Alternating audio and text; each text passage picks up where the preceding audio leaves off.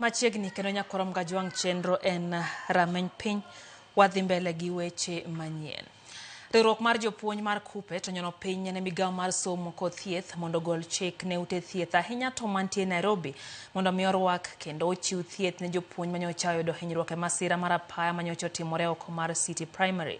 Kutane kod jagoro maduong' Kalo Misori ma otwak e kinde limbe mane gitime skul manyocha jopuonj ariyo otho e masira no. Yango ne giyudo pek e tiyo kod SHA ahinya te ute thieth mapok piny owacho puodho kata bed ni ne oketie winjruok gi. Judith Omondi ntiere kod ler.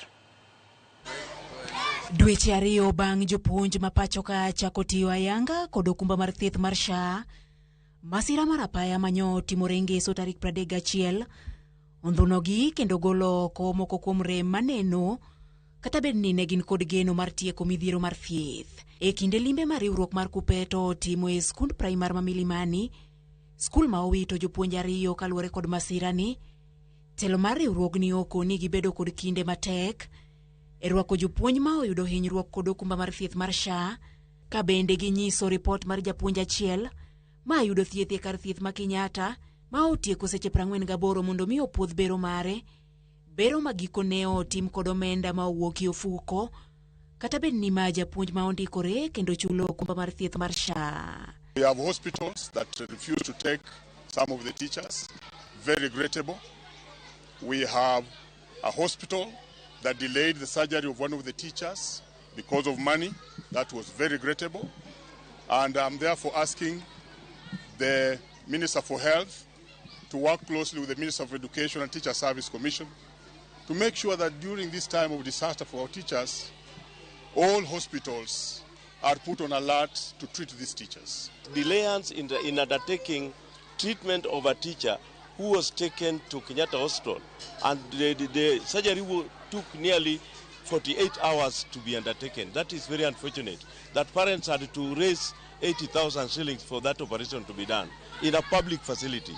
Masira ni bende gikoni oyango negi ni okute thieth duto manegi winjore ni gibiro yudi e thieth ma osemi thuolo mar chiwo thieth ne jotuo ka koro.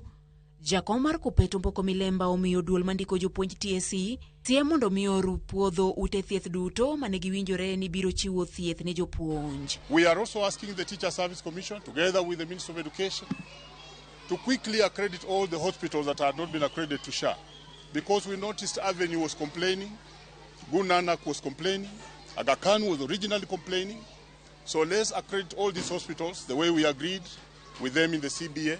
Ka bende gikwayo mondo mi winjruogni omul japuonj moro amora ma osendikore kod TSC kendo ni kod namba mar tich bed ni osendike kod piny owacho kata otiyo e skunde ma ok mag piny owacho. We would wish at this particular time that we don't need to belabor on what responsibility SHA should take, because all of us teachers are having managed scheme by SHA, and therefore we would wish that by extension even those teachers who have not been registered should have their details taken from the teacher service details in their files so that they become beneficiaries of SHA irrespective of their registration or not. Jopuonj duto ne odar kowuok e Minet nyaka e SHA chakre tarik 1 dwe mar 12 higa ma okalo, kendo ka ne osingnegi yudo thieth makare ma onge ng'ikruok kaka ne oriko e ni okumba mag thieth ma okalo. Judith Omondi, Ramogi TV.